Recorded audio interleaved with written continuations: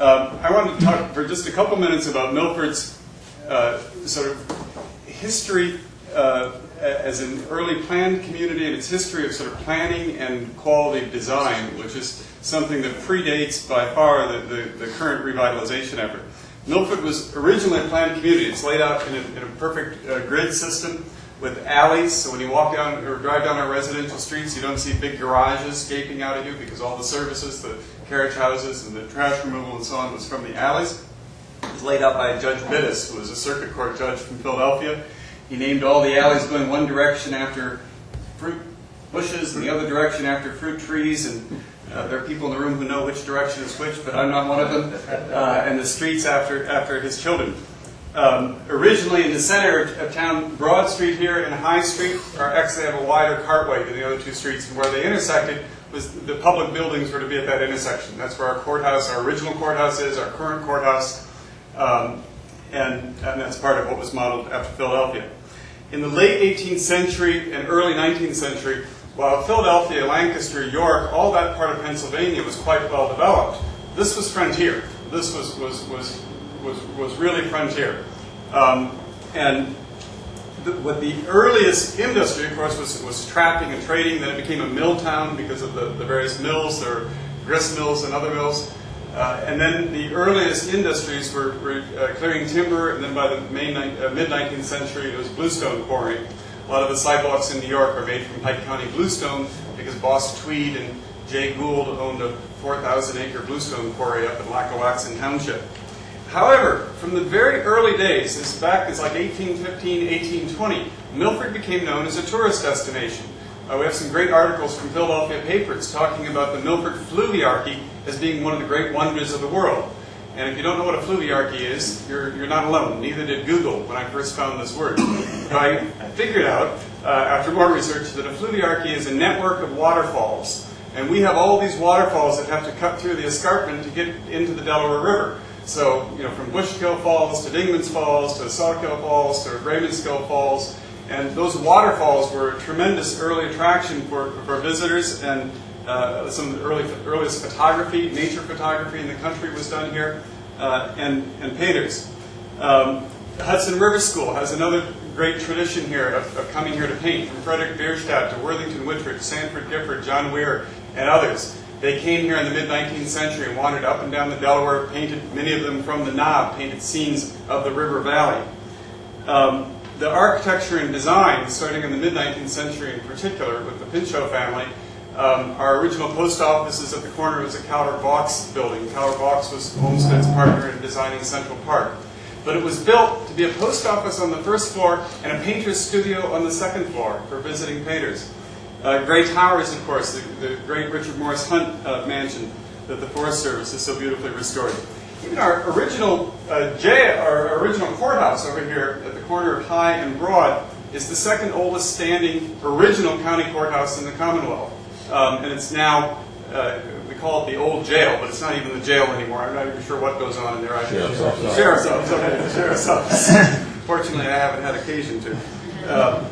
Our cemetery, Frederick Law Olmsted designed part of our cemetery, and it's very beautiful and reminiscent of other Olmsted designed properties. In Harrisburg, the cemetery in Harrisburg was designed by Olmsted as well. We have a number of private residences by some of the great architects of the 19th century, Chester Aldrich and McKim Eden White and others. As well as not just 19th century architecture, but we have great Art Deco architecture, mid-century modern architecture, and even contemporary architecture. Peter Boland, who was the architect from Scranton, many of you are familiar with, who did the Centennial Center in Philadelphia and Seattle City Hall and Bill Gates' house and Steve Jobs' house. He did the design of the renovation of the Penn Star Bank right here in the commercial district. He did a new commercial building at the edge of town for the Biondo family, and is in the process of designing another new building in town. And then, of course, we have restorations, like historic restorations like the Fauchère and many others. Most of the town is in an historic district, which Tom Hoff will give you a little bit more information on. We developed as a resort community, as one of the very first resort communities in the country. As a resort class emerged in America in the second quarter of the 19th century. Before that, you were either really rich and you had your country estate, or you went to the cities so greatly. So the oldest hotels and resorts, unlike the Jersey Shore and Long Island and Cape Cod, date from the 1830s and 1840s. Well, there were some inland as well. And serving the New York market, they were in 3 places. They were the end of the railroad spurs coming out from New York: Delaware Water Gap, Port Jervis Milford, and Saratoga Springs.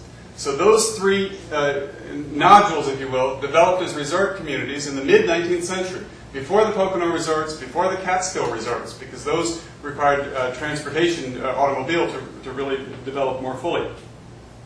So by the time of the Civil War, we had almost 1,000 hotel rooms right in and immediately around Milford. And one of the reasons, another reason, in addition to the ease of transportation with the railroad, we have very few mosquitoes in Pike County. And the old resorts would advertise. We have them at our historical society. They would advertise, so-and-so, whatever their amenities, no mosquitoes. And this fear of mosquitoes was a significant factor in this area. So this was a great selling point for the area. The Hotel Fauchere's old brochures said, they were a little fancy, no pestilent insects of any kind. And Tom Hoff gave me a brochure from the Milford Business Promotion Group in the 19-teens or 20s. They joked in it that they offered $1 for every live mosquito found in Milford Borough.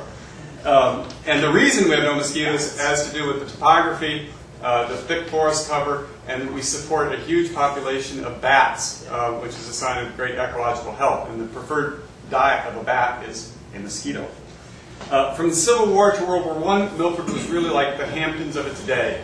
Everybody who was famous and celebrated when they came to the country, this was the place they came to. Some of the earliest movies were made here. D. W. Griffith made 2 of his first films here. Everyone from Mae West to Sarah Bernhardt, to Charlie Chaplin, Mary Pickford, Lionel Barrymore. The list is extraordinary of the people who spent time in and around Milford in that time.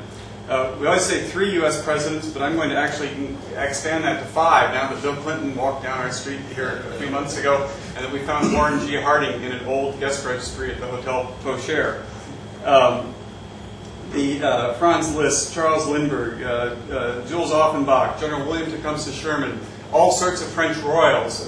Because of the Pinchot family and the other French settlers in the area, there was a very strong French colony here from about 1820 on. So a lot of the old family names in this area are French and had lots of connections still to France. So the captain of the ship that carried Napoleon's body from St. Helena when he came back after he died, and all sorts of others spent time here in Milford. There's a literary tradition here from poets Robert Frost and Ogden Nash. Thomas Wolfe, who wrote Look Homeward Angel and You Can't Go Home Again, lived at the Fauchere in the summer of 1936. Stephen Crane wrote part of the Red Badge of Courage here in Pike County when he was camping out in Twin Lakes. We call it interlocking between the lakes in 1893, I think it was. Even more recently, Frank McCourt wrote Angela's Ashes from his home here in Milford. And John Barron, author of Midnight in the Garden of Good and Evil, is a very frequent visitor these days. But by the time of World War I and the automobile, the way people vacation changed. And Milford began to die as a tourist destination with the rise of the great destination resorts. And by, shortly after World War II, that transformation was really had put the community into some degree of a decline. But there's also been a long history of civic pride and volunteerism in Milford, from the evidence from the Pinchot family's effort in the mid-19th century, but also the Village Improvement Association from the very earliest part of the 20th century. We have a horse trough over here at the corner that is being repaired or something right now, so it has a tarp over it, but it's 1911. It says VIA, the Village Improvement Association. Let's put a horse trough right at the courthouse so the horses could have somewhere to drink. And of course our Shade Tree Commission, and we've had a Milford Arts and Crafts Fair for 60-some years, and most recently the effort has been driven a lot by the Milford Enhancement Committee and all the energy tangential to that. So that's mine.